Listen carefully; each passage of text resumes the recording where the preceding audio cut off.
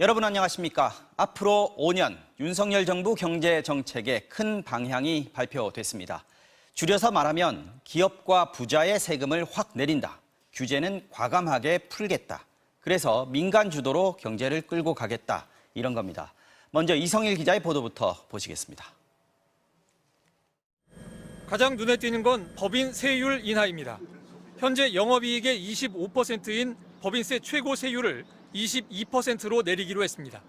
최고 세율을 적용받는 기업은 영업이익 3천억 원 이상, 전체 기업의 0.01%인 80개 정도입니다. 대기업들이 가장 큰 혜택을 보게 됩니다.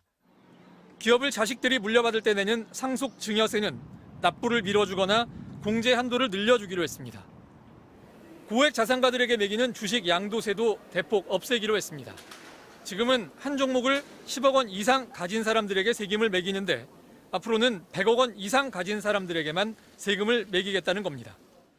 주식을 포함해 금융소득 5천만 원을 넘게 번 사람에게 내년부터 매기기로 한 금융투자소득세도 2년 더 미루기로 했습니다.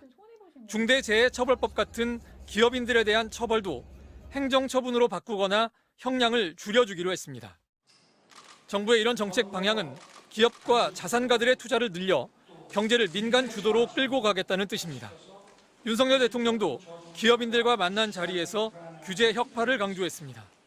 신산업을 가로막는 낡은 제도 그리고 법령에 근거하지 않은 관행적인 이런 그림자 규제 이런 것들을 모조리 걷어낼 것입니다. 하지만 비판도 나옵니다. 대규모 감세 혜택은 대부분 대기업과 부자들에게 집중되기 때문입니다. 적나라하게 얘기하면 가진 자들을 위한 정책인 것 같아요. 기득권을 위한 정책, 가진 자들을 위한 정책, 대기업 우선의 정책. 대부분 국회에서 법을 바꿔야 하는 정책들이라 경론이 예상됩니다. MBC 뉴스 이성일입니다.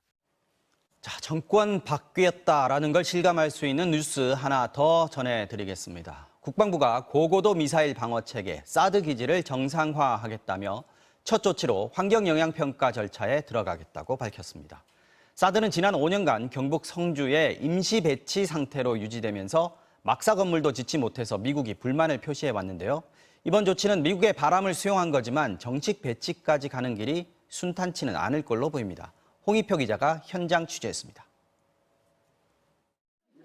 사드 기지가 들어선 성주 소성리.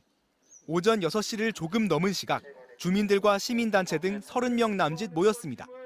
이윽고 기지로 가는 차량이 나타나고 주민들이 비켜서지 않자 경찰이 해산을 시도합니다.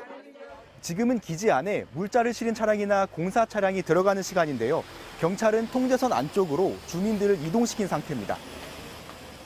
지난주부터는 평일마다 수송 차량들이 오가면서 매일 마찰이 일어나고 있습니다. 기지로 향하는 유일한 도로 양옆에는 사드 배치에 반대한다는 걸개들이 가득한데요. 이런 걸개들은 기지 입구까지 계속 이어져 있습니다. 5년 전 동의 없이 사드가 반입된 뒤 평화로운 삶을 잃어버렸다는 주민들은 여전히 목소리를 높입니다. 처음 이제 미군들만 장비 싣고 들어가고 할 적에 우리 맞고 이어서 얼마나 싸움하면서 참 춥게 살기로 했거든. 군부대가 주둔을 하려고 그러면은 밑에 피해가 많거든, 솔직히 하냐로. 미군은 기지에 자유롭게 출입하고 정식 막사를 짓도록 정상화를 요구해 왔는데 이를 공약했던 윤석열 정부도 첫 조치에 들어갔습니다. 첫 단계인 환경영향평가를 시작하겠다며 국방부가 주민과 시민단체에 평가위원을 추천해달라고 요청한 겁니다. 주민들은 다음 주 용산 대통령실 앞에서 입장을 밝힐 계획인데 절차가 신속히 진행될지는 불투명합니다. 그 당시에는 그냥 주민들 의사 무시하고 지금 배치한 후에 지금 협의한다는 자체가 저희들은 반대를 하고 있습니다. 사드에 반발해온 중국은 기지 정상화에 대해선 언급한 바 없지만 사드 포대의 추가 배치는 역시 반대하고 있습니다. MBC 뉴스 홍희표입니다. 약 2년 전인 지난 2020년 9월 해양수산부 공무원 이모 씨가 연평도 인근 해상에서 실종된 지 하루 만에 북한군에 의해 피살됐습니다. 당시 해경은 일주일 만에 중간 수사 결과를 발표했는데요. 이때는 이 씨가 자발적으로 월북했다고 판단했습니다. 그런데 해경이 오늘 이 결론을 뒤집었습니다. 먼저 이유경 기자가 보도합니다. 2년 전 서해상에서 어업 지도 활동을 하다 실종된 해양수산부 공무원 이모 씨. 당시 북한군이 이 씨를 총격해 숨지게 한 뒤 시신을 태운 사실이 드러나 파문이 일었습니다. 이 씨의 실종과 표류경을 두고 당초 월북에 무게를 실어왔던 해경은 2년 만에 입장을 바꿨습니다. 월북으로 단정할 만한 근거도 월북 의도를 증명할 증거도 찾지 못했다는 겁니다. 종합적인 수사를 진행했으나 월북 의도를 인정할 만한 증거는 발견하지 못했습니다. 그러면서 이번 사건 수사를 중단한다며 유가족들에게 사과했습니다. 지도선, 공무원, 유족분들께 깊은 위로의 말씀을 드립니다. 국방부도 실종 공무원의 잦은 월북을 입증할 수 없었다며 국민들께 혼선을 드렸다고 밝혔습니다. 2년 전 중간 수사 결과 발표와는 정반대입니다. 당시 해경은 군 당국의 첩보를 근거로 이 씨의 월북 의사를 확인했다며 월북 정황을 뒷받침하는 해류 예측 결과와 이 씨의 도박 자금, 채무 금액까지 공개했습니다. 북측 민간 선박의 월북 의사를 표명한 구체적인 정황 등을 고려할 때 실종자는 월북한 것으로 판단됩니다.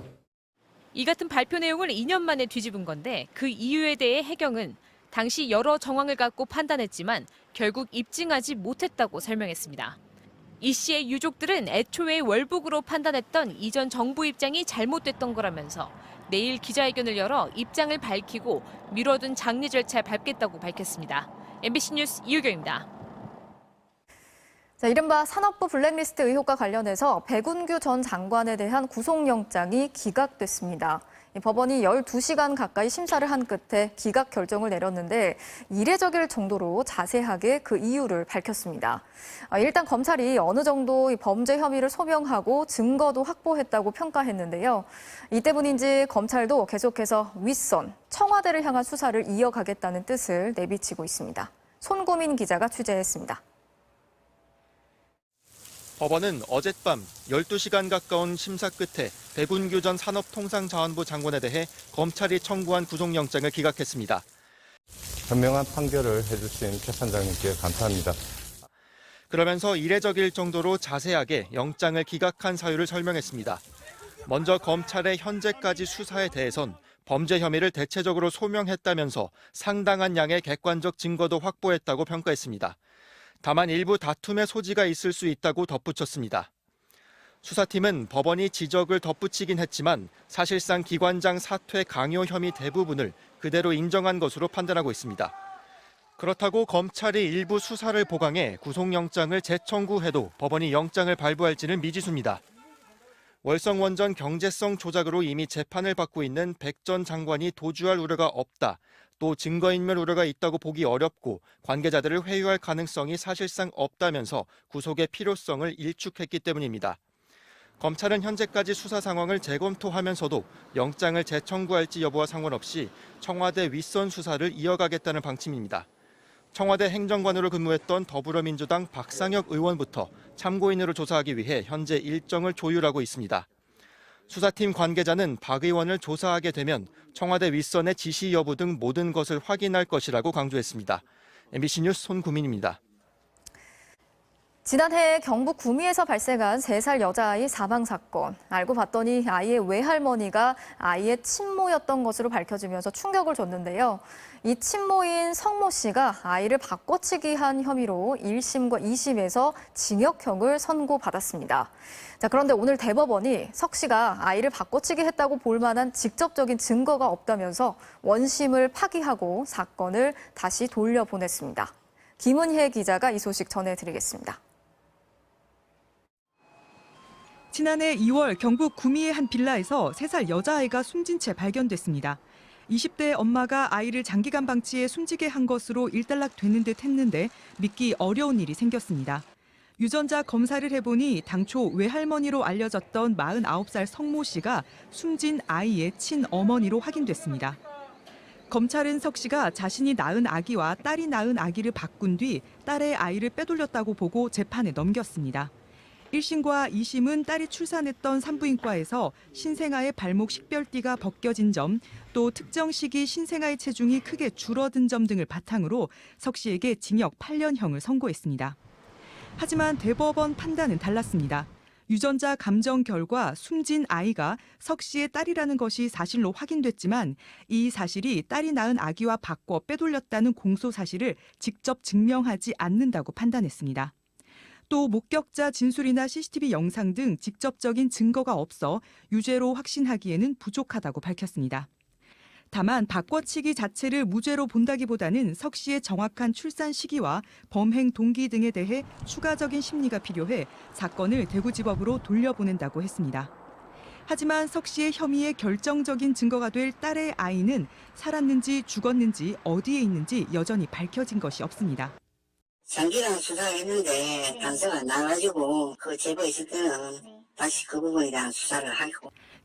게다가 사건의 전말을 알고 있을 석 씨가 출산 사실 자체를 계속 부인하고 있어 자칫 이번 사건이 미궁에 빠질 가능성도 배제할 수 없게 됐습니다. MBC 뉴스 김은혜입니다.